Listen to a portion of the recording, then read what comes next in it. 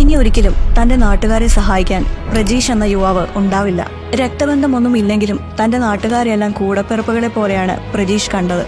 തന്റെ കൂടപ്പിറപ്പുകളെല്ലാം രക്ഷപ്പെടുത്തി പ്രജീഷും ഒടുവിൽ കാണാമറയത്തേക്ക് യാത്രയായി. ചൂരൽമലയിലെ ആശുപത്രി പാടിയിൽ താമസിച്ചിരുന്ന അമ്മ, സഹോദരൻ, കിടപ്പ് രോഗിയായ മറ്റൊരാൾ എന്നിവരെ സുരക്ഷിതമായ ആശുപത്രിയിൽ എത്തിച്ച ശേഷമാണ് പ്രജീഷ് മരണത്തിലേക്ക് യാത്രയായത്. പാടിമുറികളിലെ കിടപ്പ് രോഗിയടക്കം രണ്ടാളെ ഒഴിച്ച് മറ്റുള്ളവരെ ദുരന്തത്തിന് മുൻപ് സുരക്ഷിത സ്ഥാനങ്ങളിലേക്ക് മാറ്റിയിരുന്നു. ഇവരെ തോളിൽ ചുമന്ന് ആശുപത്രി വരാന്തയിൽ എത്തിച്ച ശേഷം മറ്റാരെങ്കിലും പാടിയിലുണ്ടോ എന്ന് പരിശോധിക്കാൻ ചെന്നപ്പോഴാണ് പ്രജീഷ് ദുരന്തത്തിൽപ്പെട്ടത്. ചൂരൽമലയിൽ എന്ത് നടന്നാലും ആദ്യം ഓടിയെത്തുന്നത് പ്രജീഷാണ്. 2019-ലും 2020-ലും പുത്തുമലയിലും മുണ്ടക്കയിലും ഉണ്ടായ പ്രകൃതി ദുരന്തങ്ങളിലും രക്ഷാപ്രവർത്തകനായി മുൻപന്തിയിലുണ്ടായിരുന്നു പ്രജീഷ്. ചില മനുഷ്യർ അങ്ങനെയാണ്.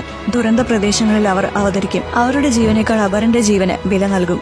അങ്ങനെ അവർ ഹീറോ ആയി മാറും. നമ്മുടെ സഹോദരൻ പ്രജീഷും സൂപ്പർ ഹീറോയാണ്.